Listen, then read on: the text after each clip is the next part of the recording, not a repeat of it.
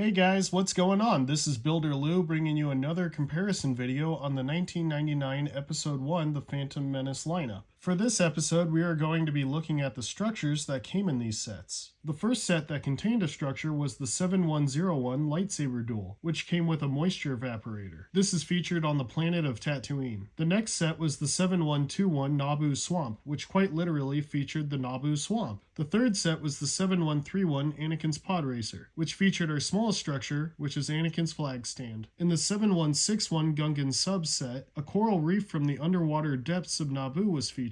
Lastly, for this lineup, the flag stands from the 7171 Mos Espa Pod Race was featured for each one of the pod racers that came in this set. Overall, this lineup only had 6 unique structures that came in it, which featured structures from the 2 planets Naboo and Tatooine. What I felt was at the bottom of my list was Anakin's flag stand. It was a very simple build, and yes, it does get the job done, but I do feel like there just needs to be more to it on the ground than just a 2x2 sand tile. I think that it's great that they attempted this flag in Lego, but it is also not a close representation of the flag as seen in the movie. Up next is Gascono's flag stand. Now, as far as I know, Gascono's and Sebulba's flag stands are not seen in the film, but their flags are. Even though they are not in the films, I still felt that they are fun structures to have in your collection. They're a great place to put pit droids if you have them. I very much like the setup that they have for the tool racks they have built for them. The flag itself, just like Anakin's, is not a good representation at all in regards to being accurate to the film, but overall I do very much like this structure. Just barely ahead of Gascono's flag stand is Sebulba's. The reason why Sebulba's barely sneaks past Gascono's flag stand is because the colors they used on the flag are actually on the real one, unlike Gascono's. Otherwise, it is completely the same exact build featuring the tool rack and the flag stand. Moving on, we now have the Tatooine moisture evaporator. This is not exactly the most accurate depiction of the moisture evaporator, but it is definitely a very good looking one in my opinion. Just by looking at it, I know exactly what it is in Star Wars. It is not shaped exactly like how it is in the film, but I am very happy to have this in my collection. Coming in at second place is the Naboo Coral Reef. I think that this structure does a really good job setting the tone and color of the underwater scenes of Naboo. I think that their building techniques for it are a little simple since it is literally a bunch of 2x4 bricks attached to each other. But for the shape, I wouldn't have had it built a different way. I do think that the usage of the algae and the starfish and the clam is very awesome. They are all very nice touches to the structure, along with the stingray you can put on top of one of the algae pieces. Overall, this is an awesome piece for the underwater Naboo scene. At the top of the list, I put the Naboo Swamp because of how perfect it is for a diorama display piece. You can put figures on it in many different positions, and you can use this piece in so many ways as a battle scene. I really think that this set was put together really well, and yet it is so simple. It leaves so much open space, and it has so much going on at the same time. From the vines to the foliage, I think that this structure really is the best one from the Episode 1 The Phantom Menace 1999 lineup. Overall, I think that this is a great start to the structures of LEGO Star Wars. I can't wait to see what later years will bring and what advances we will see in the structures we see here today. I hope you guys enjoyed this short video. Leave a like and have a wonderful day.